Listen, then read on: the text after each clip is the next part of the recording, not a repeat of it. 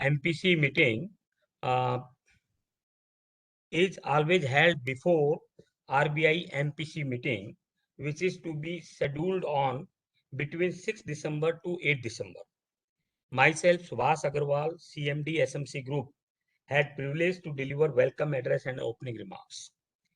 Today, we are very fortunate to have with us Dr. Arvind Varmani, former Chief Economic Advisor, Government of India, and Chairman of E-Group Foundation to chair this session.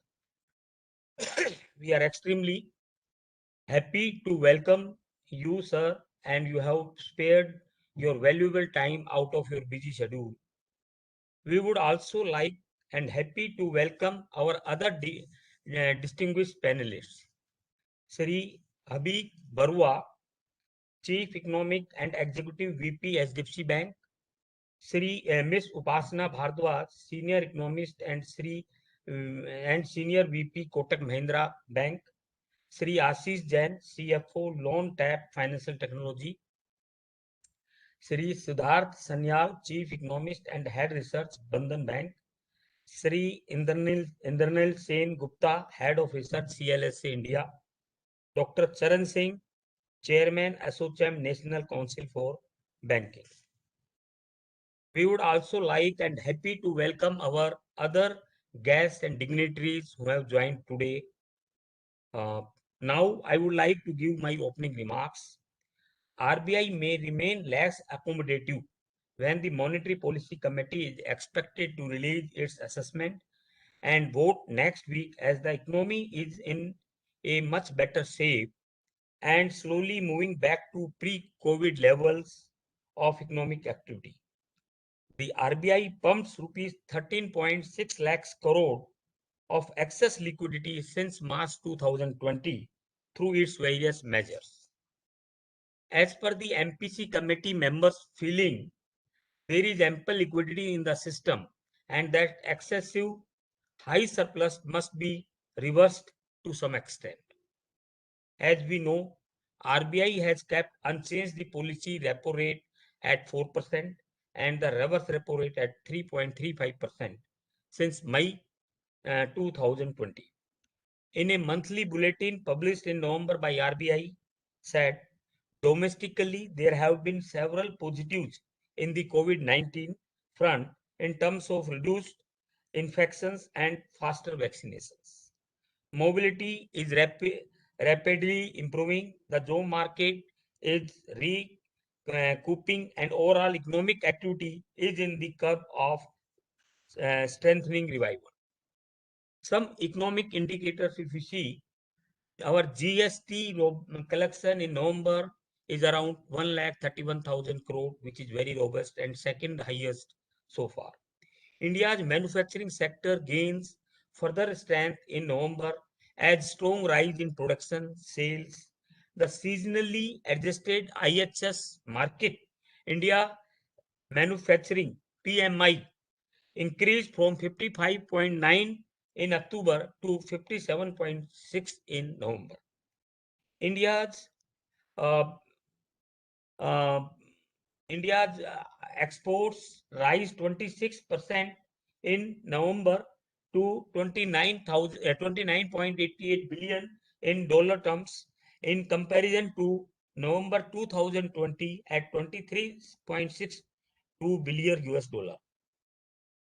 GDP grows at 8.4% in Q2 financial 22, giving an indication of double-digit growth for the full year. Companies gear up for new virus Omicron version of coronavirus vaccines. Goldman Sachs has forecasted headline CPI inflation to increase to 5.8% year-over-year average in 2022 from 5.2% average in 2021. Strong fiscal monetary support along with the rapid improvement in the pace of vaccination has helped nurture a swift economic recovery. So considering all these, we expect a reverse repo rate hike of 50 BPS by the end of financial year 2022. Thank you once again and welcome you all. I conclude here. Thank you.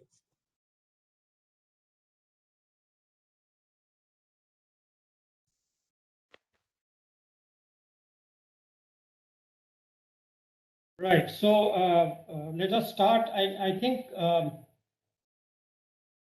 so.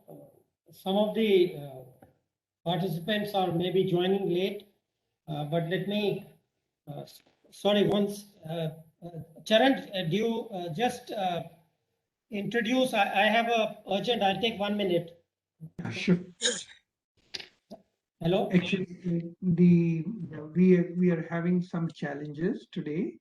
Abhik Barua is, I think, on the flight, and we have not been able. We knew he's flying, but I think we have not been able to maintain contact with him, and I'm not getting whether he has landed or not.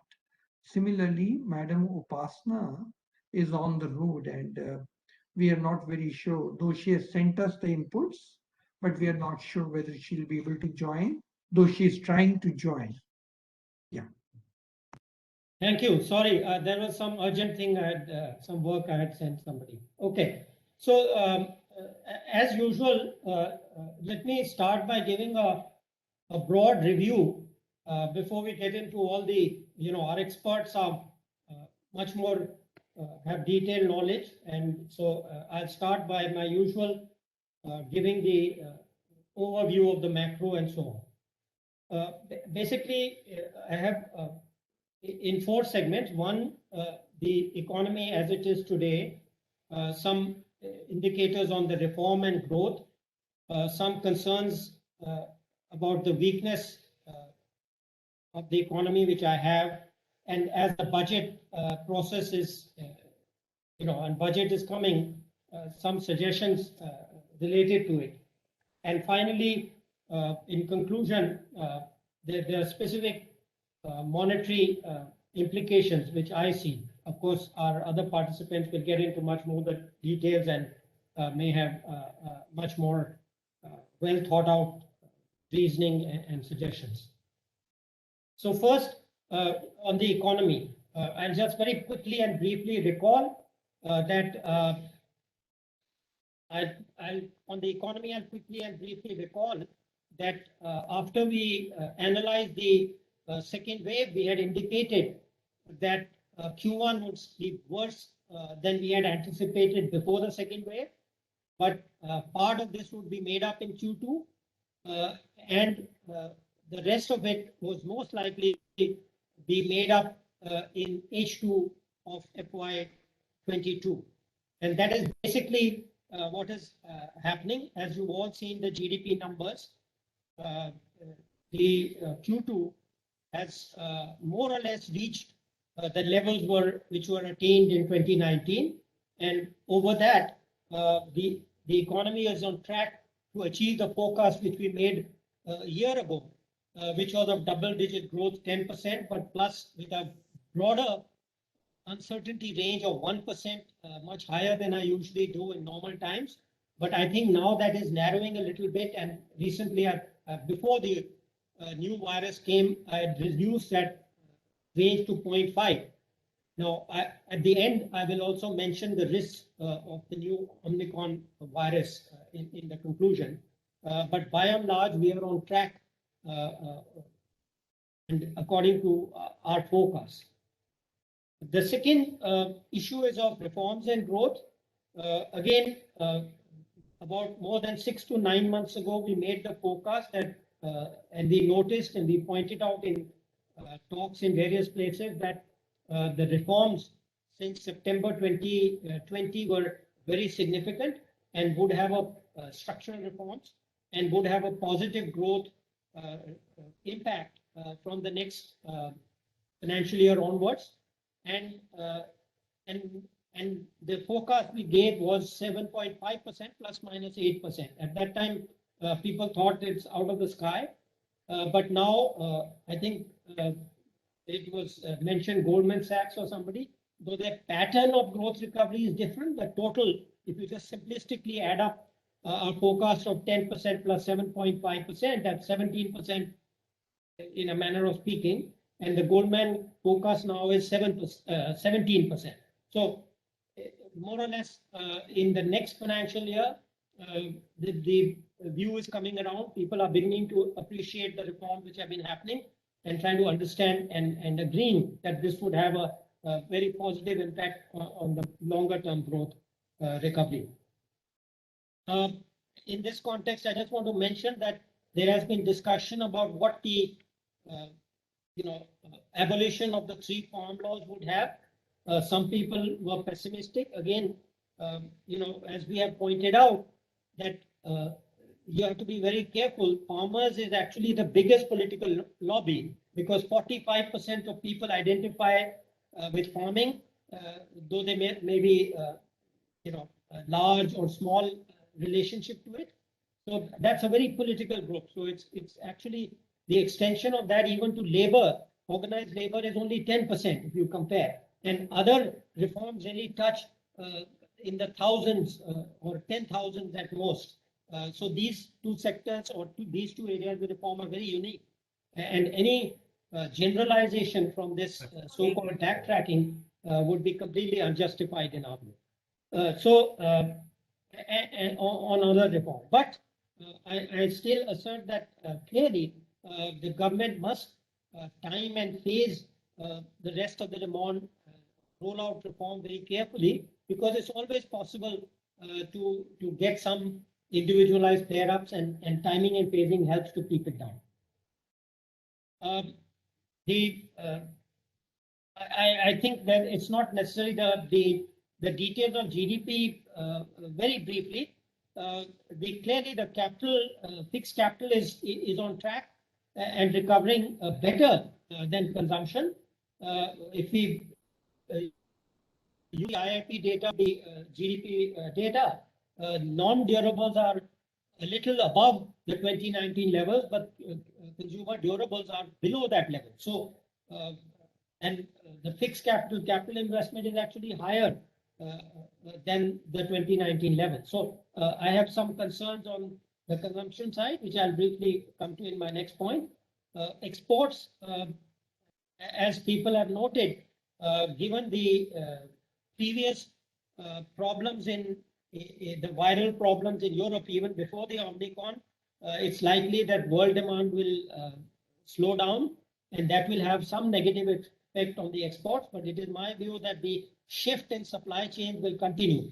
That is one point. So the effect will be less dramatic on India. And second, of course, is all of us who have been in this game know that oil always moves. Oil prices have a negative effect and always move in the opposite direction. So when global demand goes up, it also raises oil prices, so that total effect on through the excess demand for Indian products goes up less than world demand, and vice versa. So when export growth slows, that will also slow down oil price increases and may even reduce oil prices, and therefore that offsets it partly. But of course, there will be some the effect, positive effect will clearly be much less than it has been when world demand is recovering strong. The final point in this segment is on inflation.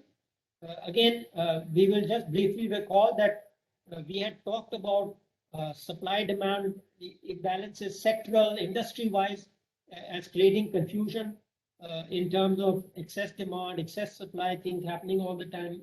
We said this about a year ago, but the point now is that people have accepted this, but tend to generalize too much. And it's important to remember that the US has very special, as compared to even Europe or India, that US has had a huge shift in demand from substitution of goods by services.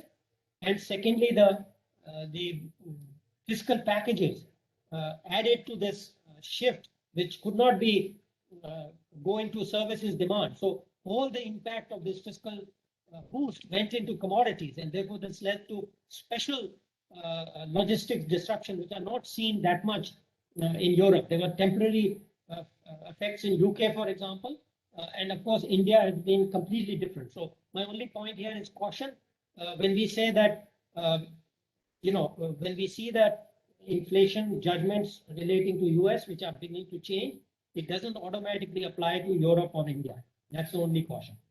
Now, the third point I want to make very quickly is the concerned weakness. I think, as I said, at this time, before the budget, it's important to recognize the weaknesses. Basically, as many have pointed out, including our own panelist, Mr. Siddharth Sanyal, that the informal sector, the non-agricultural, small informal sector, wages, employment recovery, income recovery has been slow. And though we don't have very precise information, and also we know that some of this stuff may be temporary, it still, to me, is a source of concern because of the effect on consumer demand. I already referred to it that weak recovery, consumer expenditure numbers show that, and also Mr. Sanyal again has been telling us about what is happening in rural demand, and we may add to it today also. But one set of data which I pointed to last time, and I want to reiterate, was that very strangely, the ratio of rural non-agricultural to agricultural wages has gone down. So this suggests the problem is not in the agricultural sector, which, as the GDP shows, has grown at 4.5% in H1 after a growth of 3% or more in the last year, but in the non-agricultural sector. So whatever it is, there is a stress. I mean, whatever the exact data, which we don't have, there is a stretch in the small and macro sector, which is an area of concern. As I mentioned, some of this will recover part of it will recover as contact services recover with vaccination. I'll come back to the Omicron problem later. And interestingly, somebody referred to a Delhi survey. So I checked the CMI data on Delhi, and it shows that there was a big step up from 11% to 16% in September. And then in October, the unemployment rate went down to 11.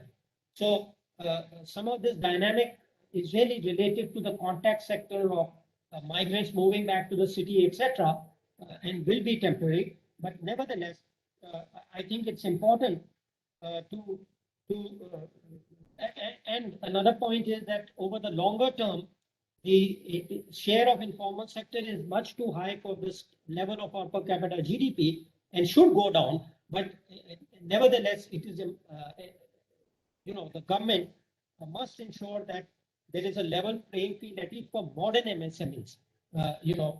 So I suggest 3 reforms. I won't get into the details. I think they are very urgent. One is GST reform, which, contrary to my general proposition on reform, where I always prefer revenue neutral reform, in this particular case, I make an exception for the reasons I've outlined. That it be negative, revenue negative in the first year is acceptable because this will help accelerate the consumption recovery and make it revenue neutral by next year and positive by third year. It will happen much more quickly than usual because of the special circumstances. Second, customs duty, I just want to mention again, without going into the details, it's again very important to understand that people are still stuck in what the government did in 2018 and 19. They talk about a rise in the average tariff rate by, I think the numbers which have been is 2.5 to 3% points. Well, it turns out more than half of that has already been reversed in 2020. And this is shown very clearly by WTO data, which I have presented elsewhere. But I think reforms are still needed. The dispersion of rates is too high, and we could still go down another couple, 1 to 1.5% points in the average rate. So I certainly don't think that Atmanirbhar Bharat requires us to have a much higher tariff rate than we've had in the, we reached a low point a couple of years ago. We are already back, as I said, to the 2007 levels. So people who keep repeating that we are turning towards protectionism are wrong. There was a jump up. It has been partly, at least half of it has been reversed. And it is possible now, hopefully in the next budget, to do more of this in the reforms. And finally, the direct tax code has been pending. The reform has been pending. since 2009, when most of the work, the technical work was completed, and I hope some progress is made on that. Finally, in conclusion, I would say that the key point here is the judgment of the RBI on recovery. Of course, I am fairly confident about the numbers which I have given, 10% plus minus 0.5 to 1% for this year, and 7.5% plus minus 0.5% for next year. Others will have different views. So everybody, RBI may have different view, but once they are confident that this pattern of recovery will happen, I suggest that monetary policy stance should be changed from accommodative to neutral. That was my main recommendation to the RBI governor in the meeting we had with economists some time back, and I reiterate that here. But it's the judgment of the RBI which matters, not my judgment. It's very important to remember. They are charged with monetary policy and they have to make the judgments. But once they conclude that we are on track for this, I would say that this stance must be changed. Finally, on COVID, what I have learned, and I follow these very closely since March of 2020, when the first wave came, what we know is that the Omicron variant is even more transmissible than the Delta variant, which was itself 2 to 3 times more transmissible than the original variant. But it seems at this point in time to be less severe. Okay, so given that, I don't expect at this point in time with the evidence, when I say this point, I'm not talking about the economics, I'm talking about the scientific evidence that we have. I don't expect that we will have that scare of hospitalization, severity, deaths that we had here or anywhere. And really, it's very important to distinguish that Europe cases, including UK cases, were rising even before the Omicron virus was discovered, which was 2 weeks ago. The increase in Europe happened about a month ago. The big scare in Germany, Netherlands, Eastern Europe. So I don't think we should mix up. I have earlier said many times that the Delta will play out everywhere in the world. So it has reached Europe and it will play out, but it has nothing much to do with the Omicron. We should keep those two issues separate. But yes, there is a downside risk. My estimate is that a couple of tenths of percent growth is, in Europe, it may affect more, but everybody's now learned the lessons. They are taking the cautions. And I don't expect more than a tenth or 2 tenths of a percent effect on GDP for India. One final word, which a lesson on which has not been learned. I have several times, including in this forum, recommended that incentives for installing of good ventilation systems and air filters in public places, because this virus, other variants are going to be with us for a long time. And one of the things we have learned is that good air filters help in reducing the virus load, which slows down, doesn't eliminate it. It slows down the spread of the virus in closed surrounding. So with that, let me finish. I've taken quite a bit of time. And let me start with our first speaker. I don't know if the others have come yet, so I can't go in that order, right? So let me start with Indraneel. As you're here, I request you to make your comments. Indraneel. Introductions have already been made and all of you know Indraneel. So Indraneel, please.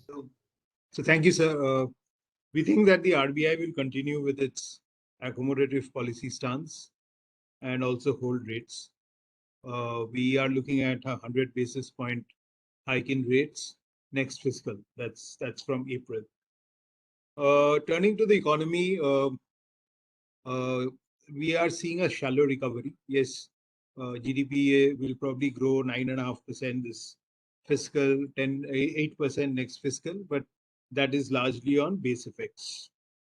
In a way, you could say that the COVID shock solved 2 problems. The problem of high real rates, for which we actually all got together, and the rebuild of FX reserves, which has stabilized the rupee. But it has led to a demand problem. I think the demand problem probably began with the demonetization of 2016. Then there was the GST issue in 2017. There was the credit crunch of 2018, and now 2 years almost of COVID.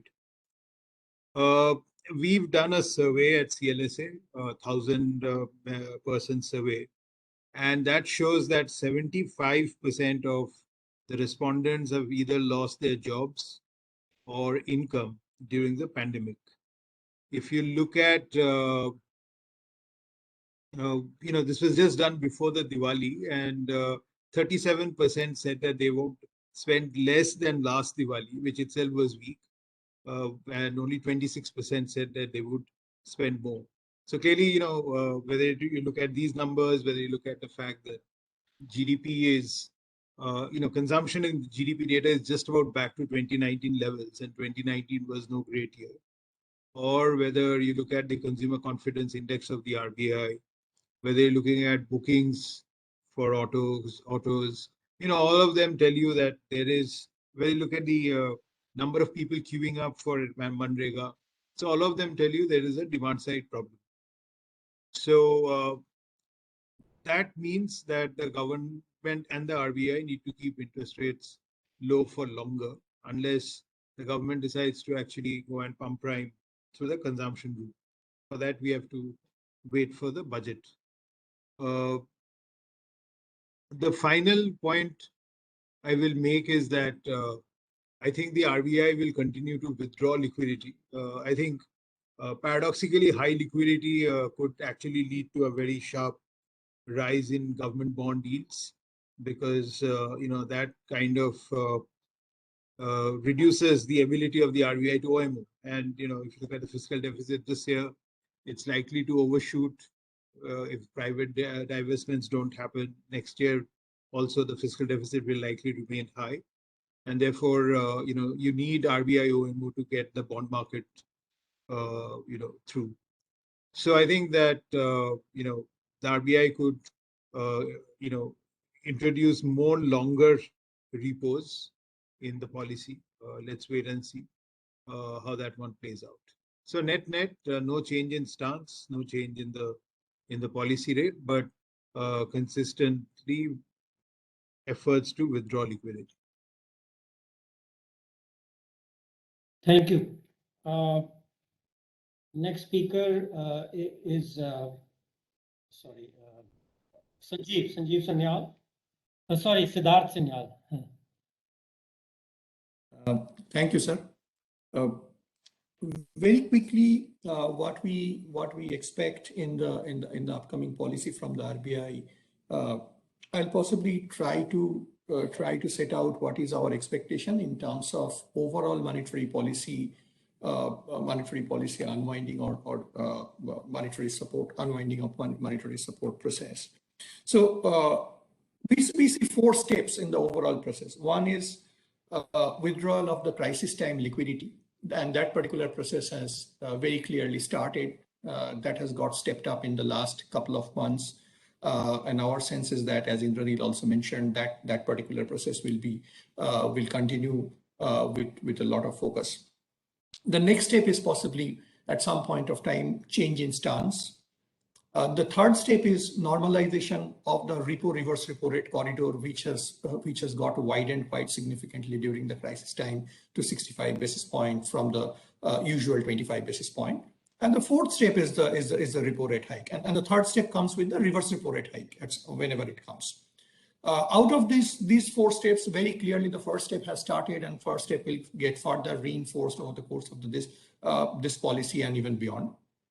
We are not very sure that RBI will go ahead and straight away change the stance just now. One particular reason here is that even though the RBI has started withdrawing the liquidity quite significantly, that the overall excess liquidity is significantly beyond the plus minus 1% of NDTL kind of a zone by a wide margin. At that point of time, if they say that the stance is still not accommodative, that might be some kind of an inconsistency. Not sure whether they go ahead for that change right now or they make that change somewhat later.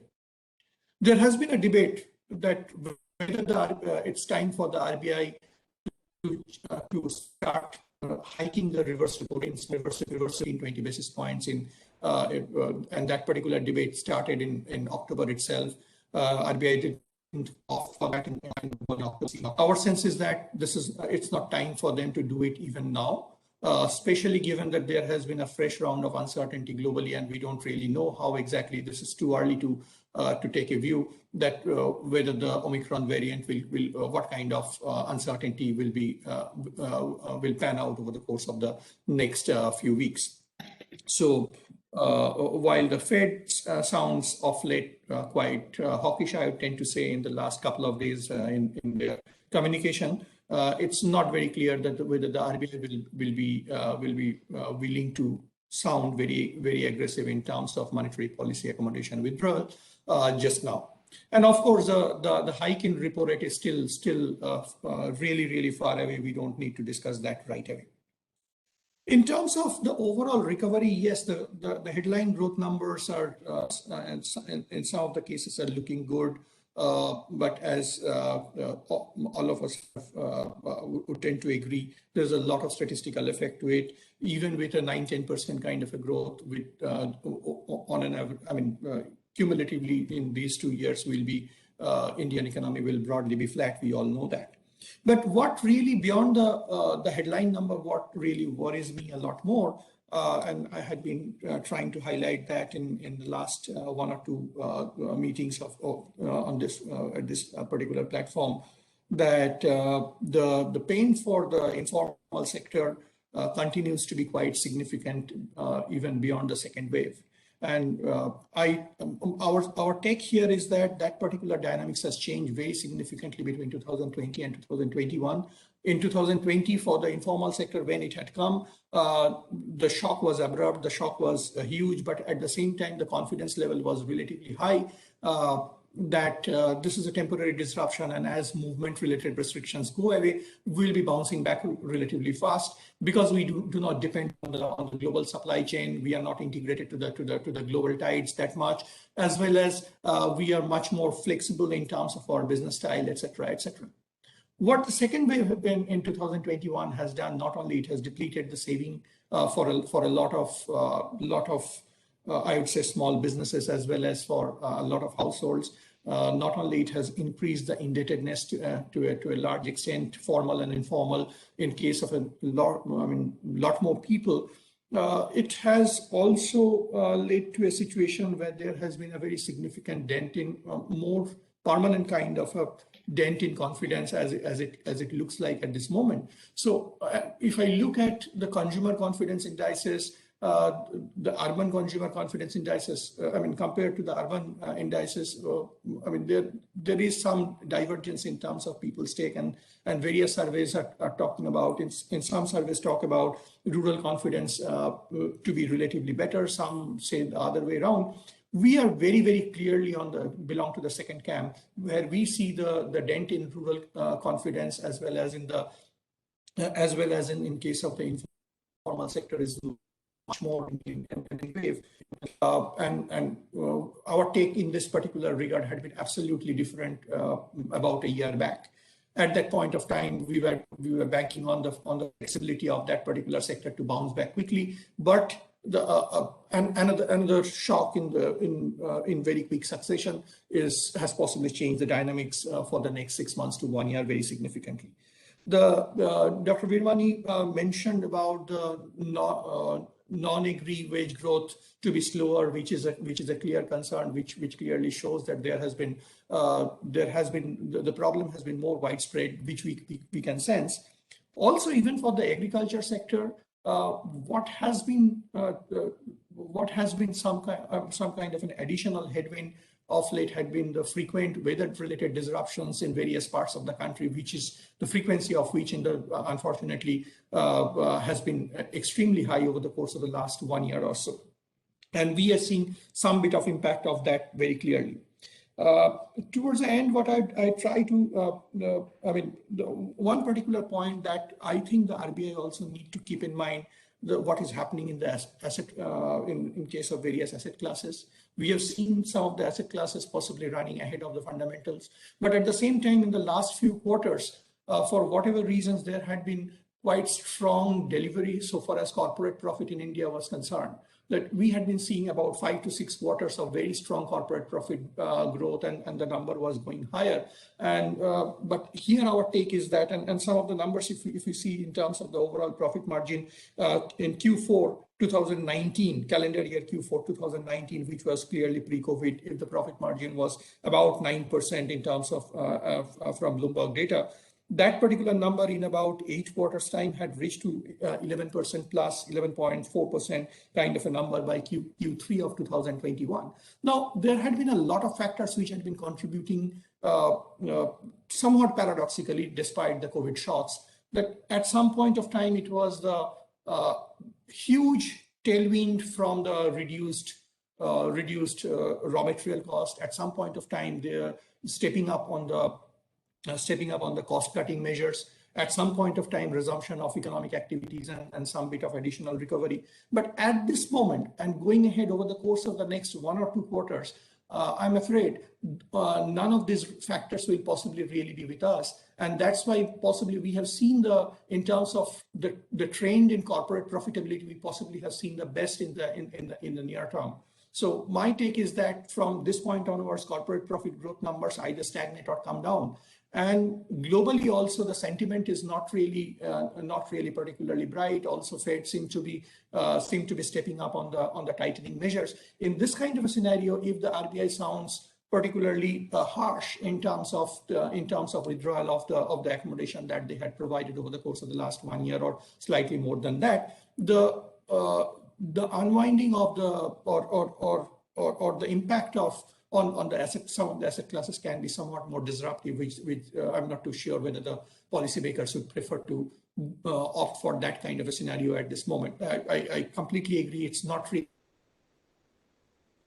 a great scenario if the word bubble to support a bubble. We are not talking about anything of that sort. But at the same time, we need to see impact on some of the asset classes which are important systemically should be whatever non-disruptive in this kind of a scenario where there is some kind of a confidence related concerns in various parts of the economy already. So overall, our sense is that, again, to summarize, the liquidity unwinding continues or strengthens further. It's a touch and go situation so far as whether they change the stance clearly, possibly not right now. At the same time, in the commentary, possibly we will get to see that RBI start saying that they will turn more data dependent so far as their future action. We don't expect the reverse repo rate to be changed right now, and the fourth and the final stage repo rate hike is really, really far away. I'll stop here and happy to take questions later on.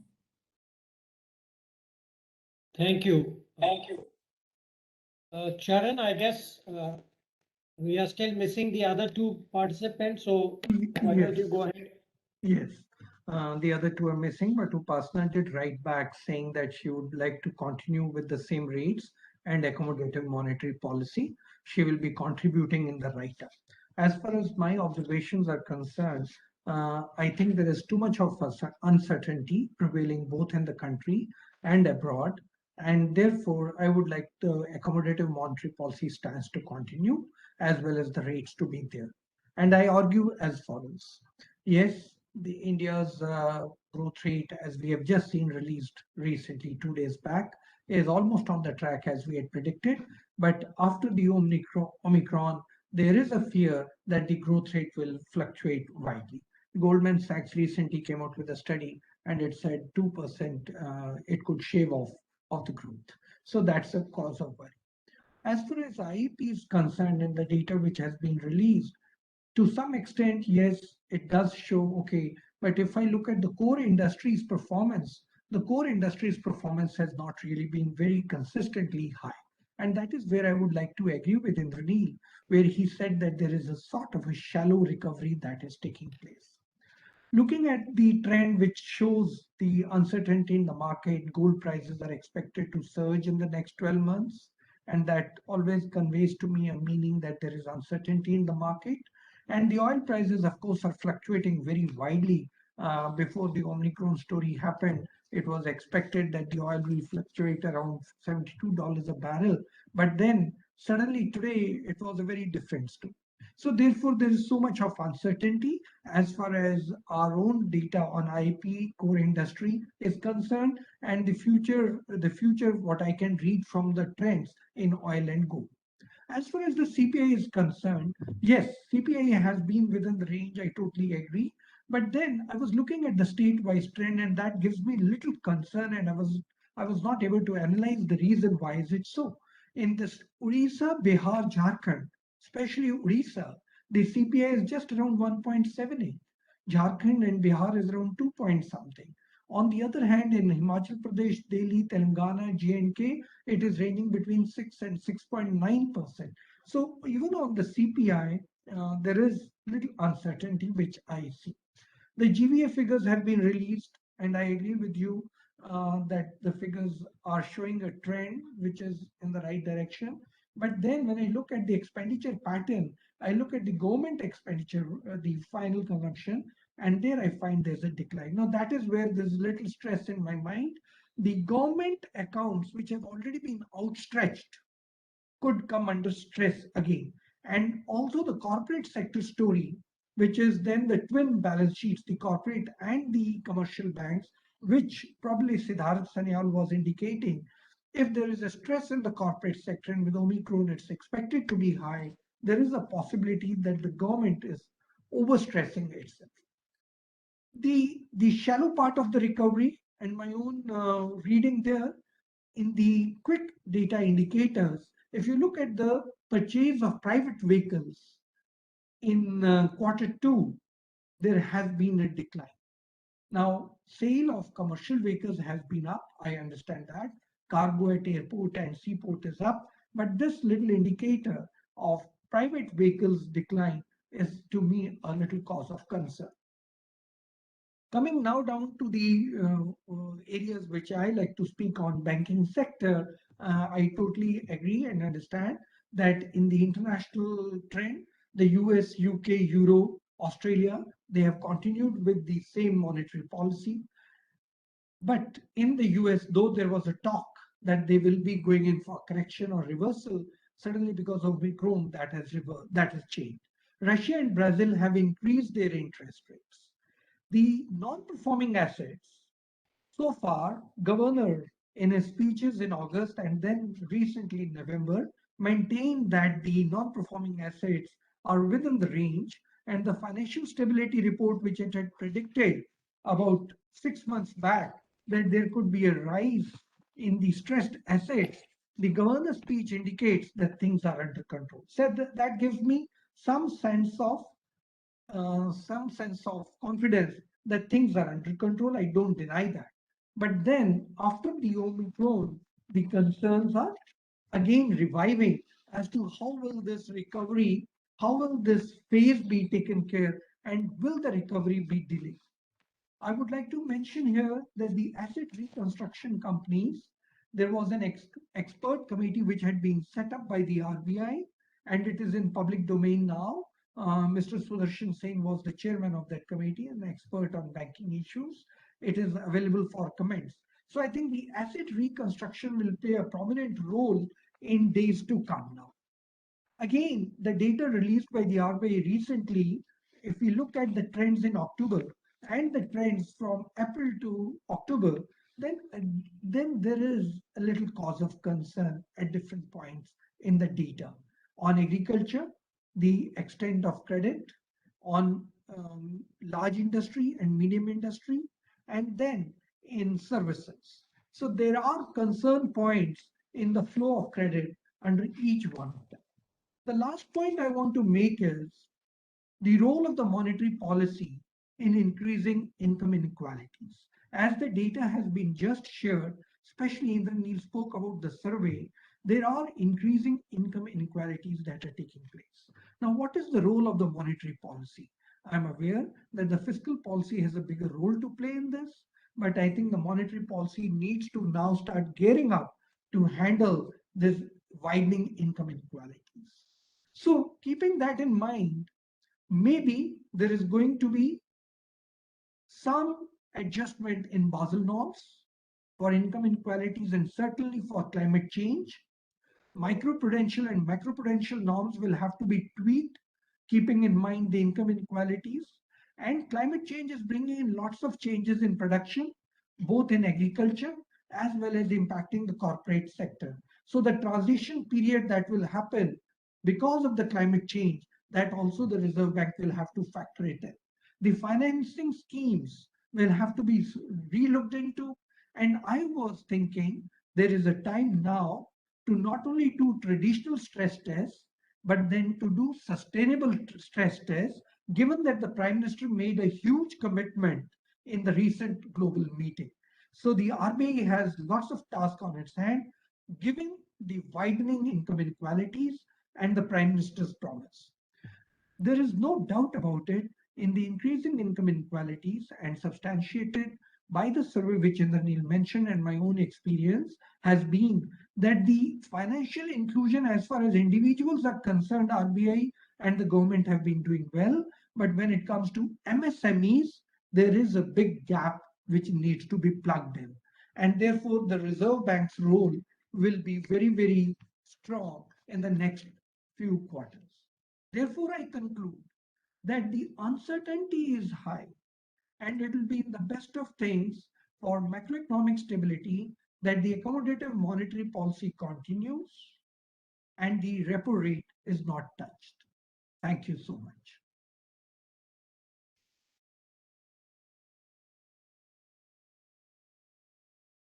Thank you, Charan.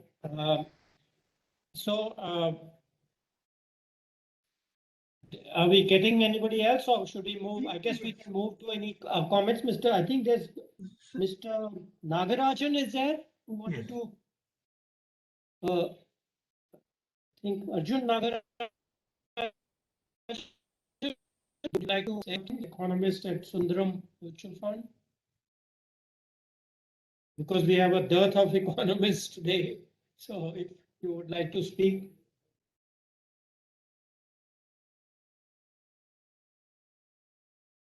What happened, Charan? Arjun is there. Arjun, would you like to make your observations?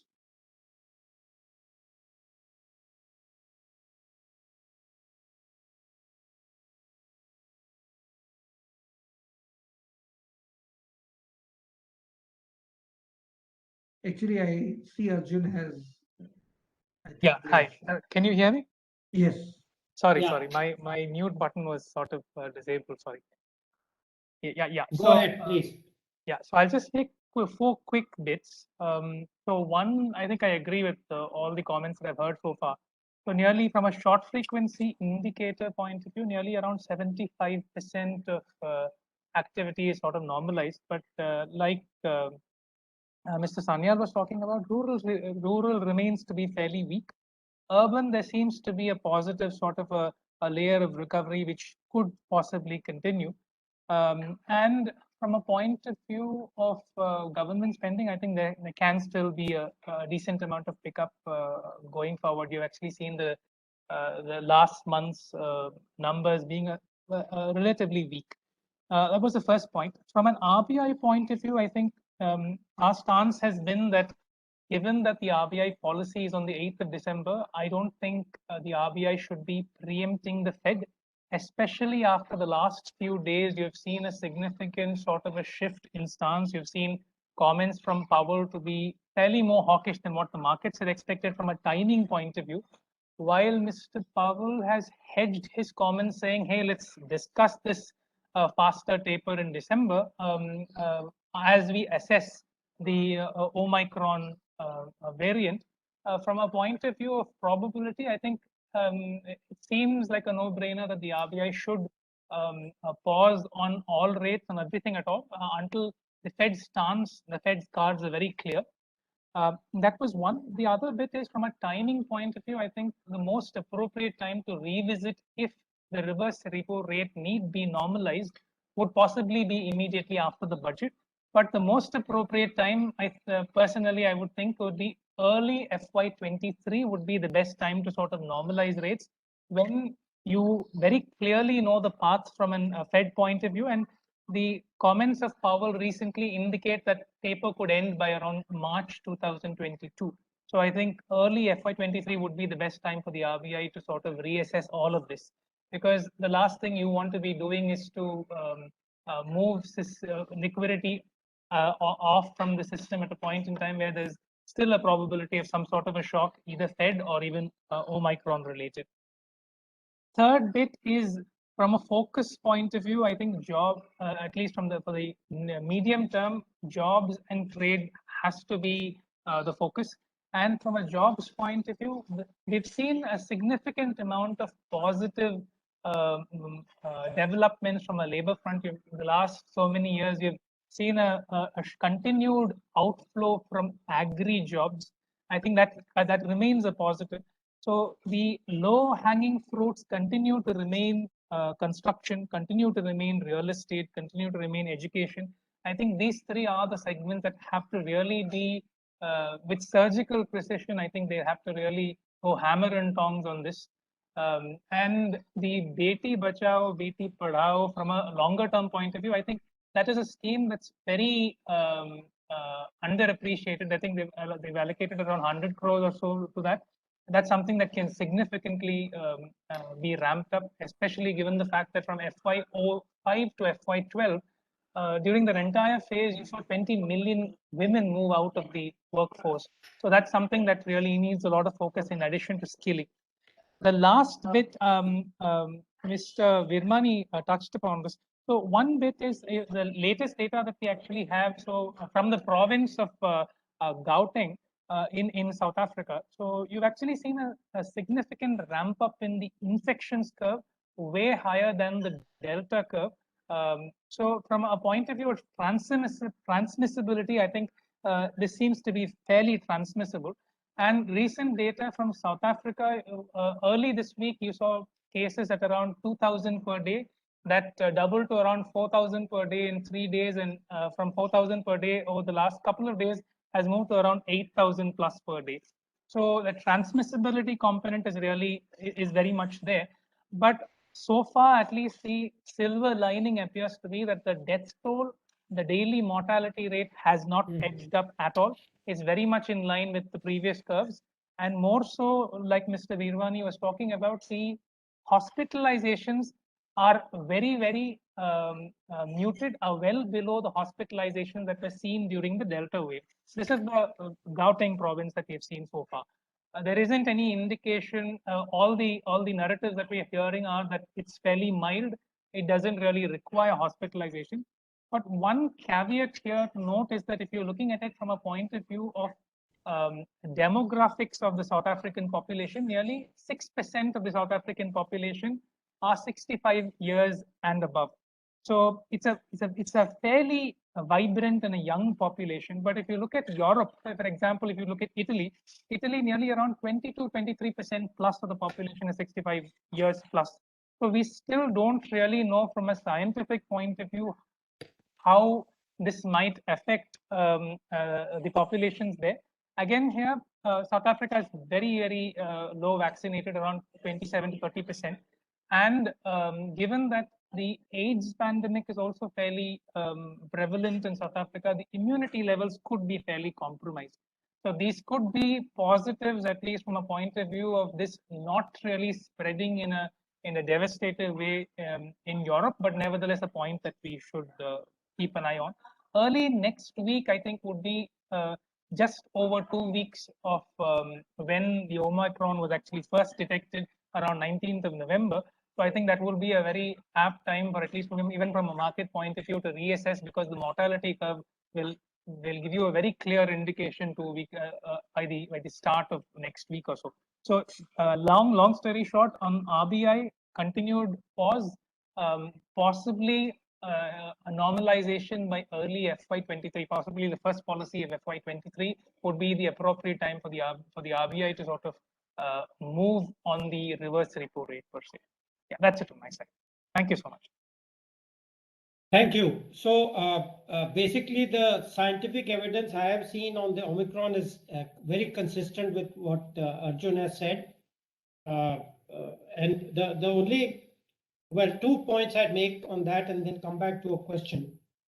One is you have to be very careful for the reasons he has said, you have to be careful in comparing with the same country because we know the patterns now of the first wave, second wave. In Europe, they are talking about a sixth wave. The patterns, the precise patterns have been different. So if you want to draw conclusions about first, fifth wave versus seventh wave or something with two different viruses, you have to use the same general region or country or whatever. You have to be very careful.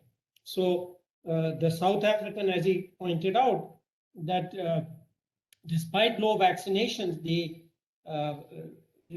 virus in general has not been that problematic in Africa. I mean, till now.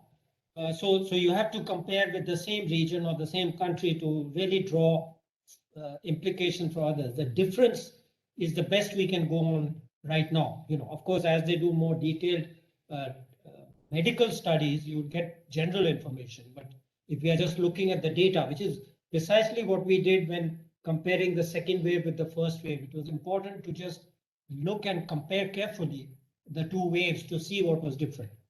And from that, we had derived both a rate of transmissibility and a severity index well before the medical community gave us these numbers. Now, of course, these percentages were different, but in our paper, we estimated the relative transmissibility and severity. That's our EGRO paper. Now, clearly, the Omicron increases the risk and uncertainty. So, to that extent, I agree with all the our expert commentators that there is a risk, and that's the point I was making about central banks. They have to take account of risk and uncertainty. I'm giving the forecast. I can give some numbers and plus minus. I mean, I don't really have to worry, but their reputation and everything is on the line, and they are not here for just 1 month. So clearly, they have to take account of higher risk, and that will delay any tightening that they may have been anticipating. It will not accelerate it definitely, and therefore will probably delay. So in that sense, I'm fully in agreement with everybody else. Now, there's one thing which keeps coming up, which it's a question. I'll ask all, first our experts, and if others have a thing. I can the point is the contrast between agriculture. It is very clear, despite all this leftist rhetoric, that agriculture is doing well. And therefore, those who are directly dependent on agriculture must be doing well. I mean, it's just logically inconsistent. There's no logic or specific data which shows that farmers who are dependent on agriculture, which is growing by 4.5%, are somehow in a worse position than anybody else. Okay, so the point really, the logic of economics shows that there are wealth effects, and wealth effects, negative wealth effects in this case, which have affected poor and low income people. That logic was clear at the beginning when we wrote our first paper on the virus. And so if you, the general information is that there are more, the percentage of such people is higher in rural areas than in urban, then that would be one logic. The wealth effect, the negative wealth effect is higher as effects because you exhaust your wealth quickly. I mean, let's say everybody has the same shock. The wealth of the poorer and low income will be exhausted first. So obviously their flexibility goes down. And if there are higher proportion of low and poor people in rural areas, rural will be more affected than urban. Now, is that logic correct, or is there something else? I'm not clear yet. I would ask both Siddharth and Arjun to if they have, and of course Charan, if you have some comment on that. Or see, before we go there, my own logic and my own experience when I was at the NABARD Financial Services was that while the rural areas, the rural income is doing well, but because there's been reverse migration and people have gone back and without any jobs, that has put stress on the rural income and rural parents. Secondly, international remittances to farmhouses, and that is very true for places like Punjab and other places where remittances have been coming from abroad, and because across the world jobs have been impacted, those remittances have stopped.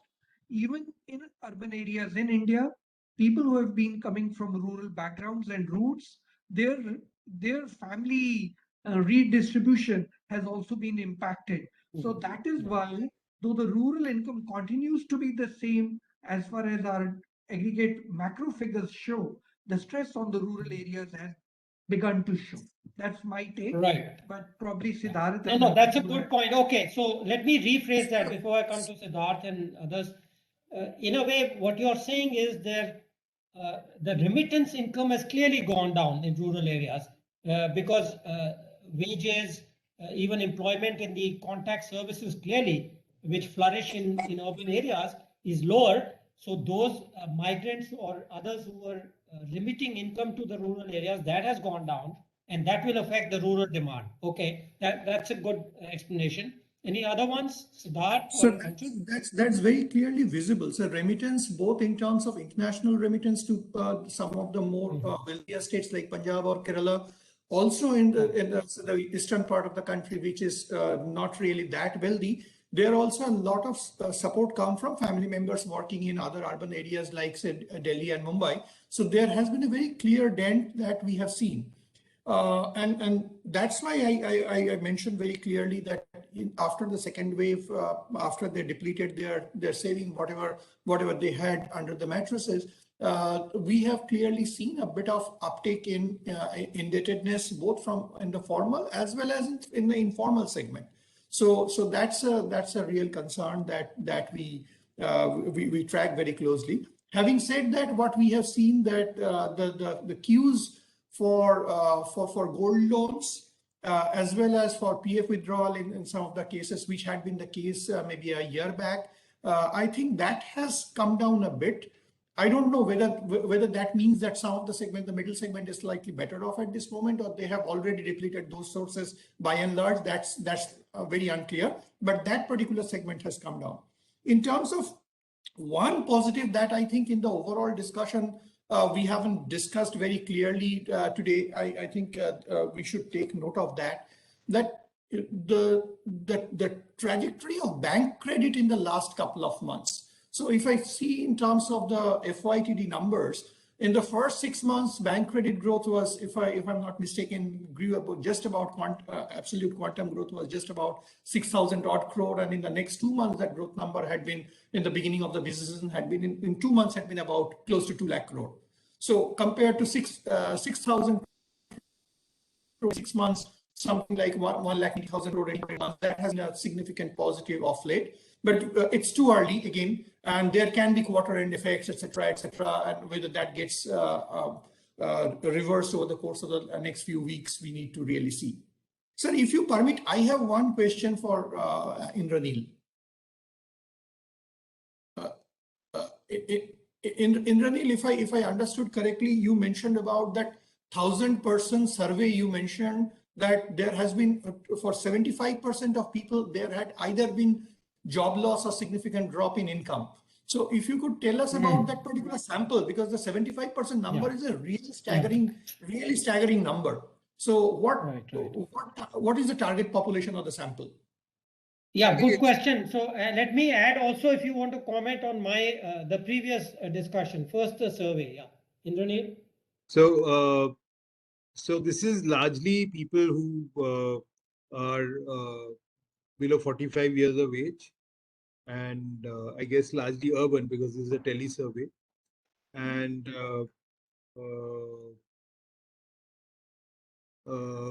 so about 20% have said that they've lost jobs, and 50% have said they have seen drop in incomes. So that's one. About rural India, I think the nominal income growth is very muted over the last few years. So, for example, I think this time Kharif has done well. Kharif farm income has gone up by about 16%, I think, 18%. But typically for the last few years, that is stagnating close to 3-4%. Because, by and large, you've had good crops, so you've not had pricing power. And also, I think that MSP hikes have not been much. And And finally, if you look at vegetables and fruits, there's been a fairly strong supply response in the last 10 years. So unless you are, kind of lucky enough to have a blight or something on your particular crop, there is a lack of pricing power. So nominal agricultural growth may not be as high. Okay, yeah, good points. Anybody else want to comment on this particular set of issues? I would like to add that if you look at the MFI segment of that's the lowest rung of the financial sector, the stress levels in MFIs have been going up, and self-help groups have been also suffering severely. That again goes to prove a point that the lack of demand or lack of purchasing power in the urban areas to absorb the products from the rural areas is probably showing up. Now, these are initial observations of mine. There are no detailed studies done on MFIs or SHGs, but then the stress level, NPL levels in these segments are very, very high. And probably that will explain that the MFIs and the SHGs were able to continue with their regular business, but because there was lack of absorption by the semi-urban or urban population, they continued to suffer the stress. And therefore, the MFIs have suffered the stress. Okay, well, we have passed the hour. Is there any question from the audience? Maybe we can take one. Charan, do you see anything?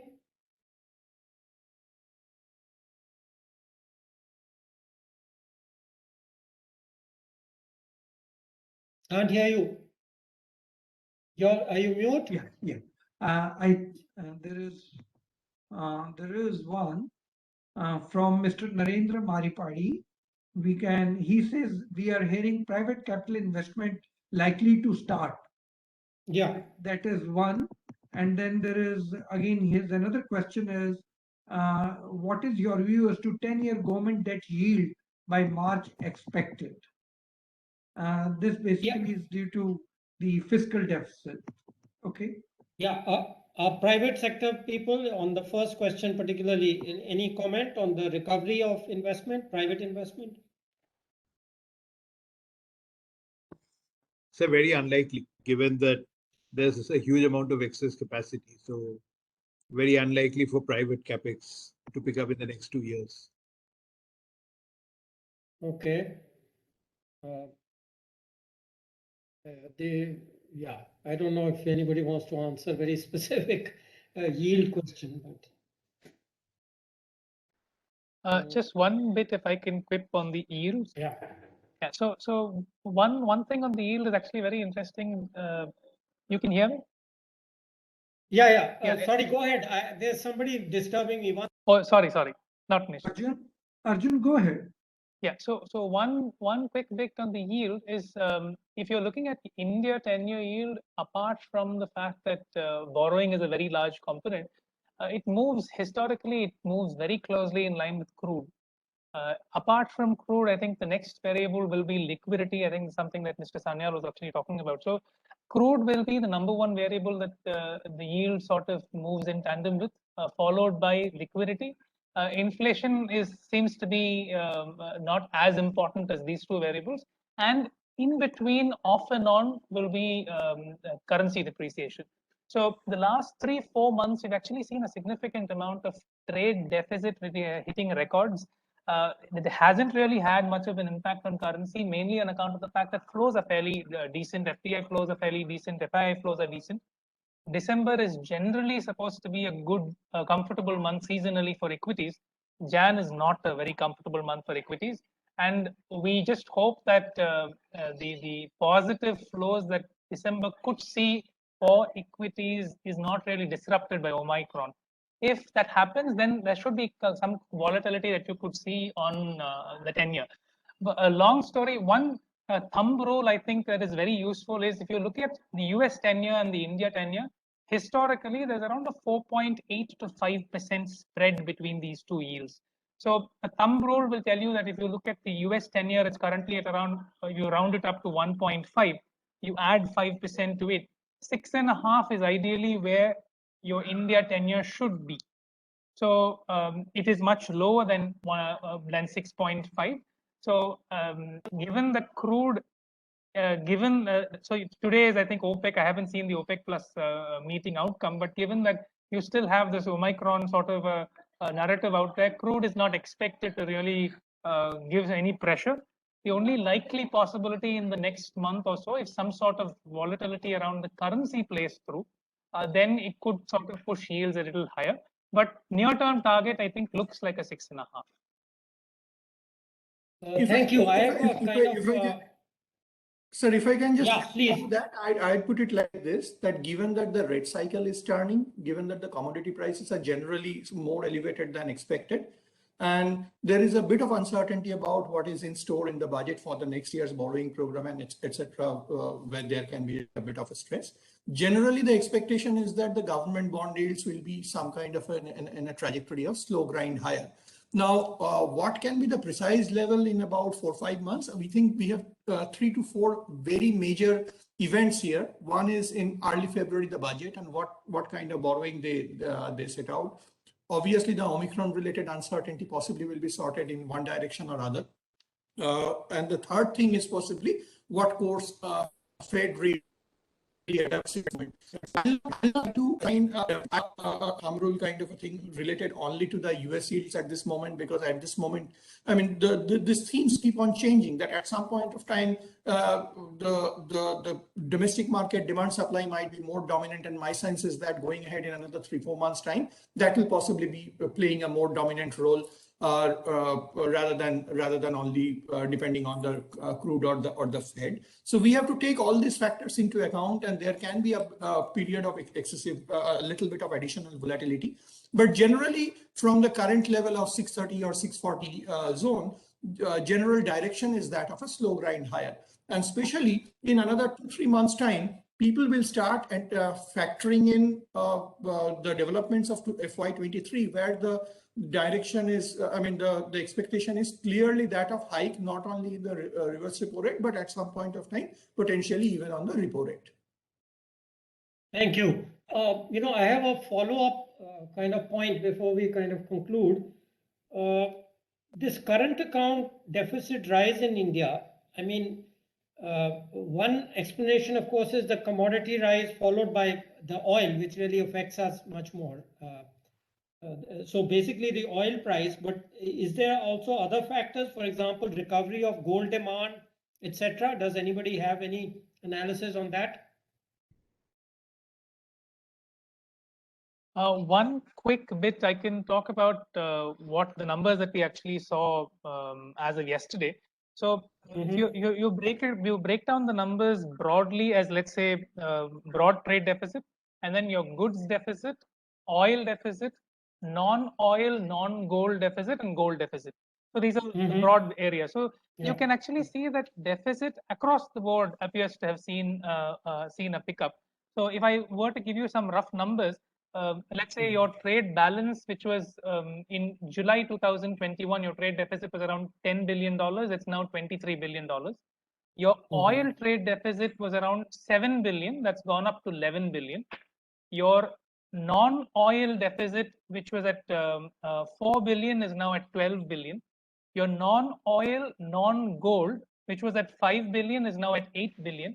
And one point that you brought up very well is that gold deficit, your gold imports per se, gold imports as 1 billion in June. It's currently at around 6.5 billion.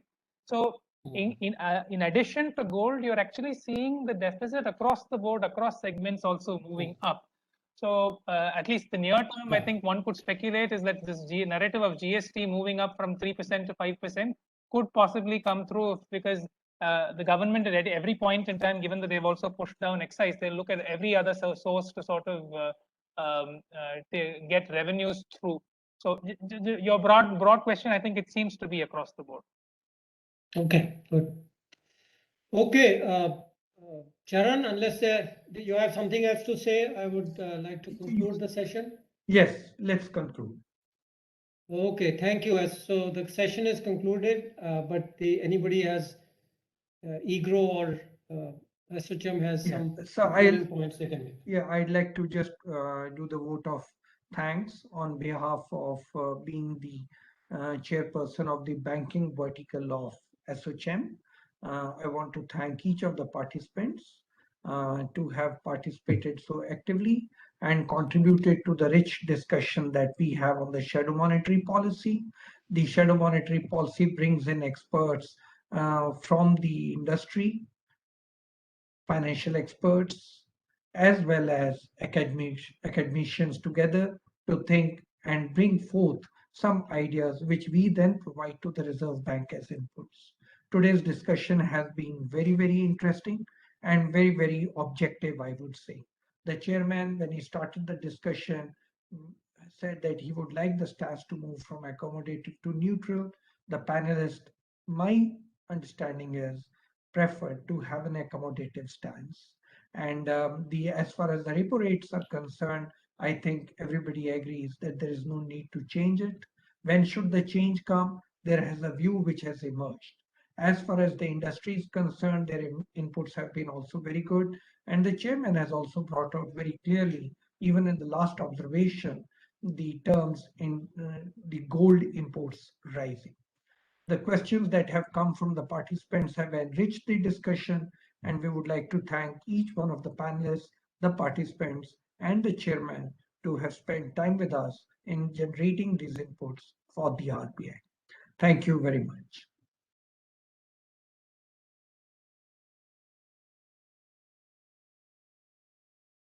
Thank you so much, sir. Thank you to all.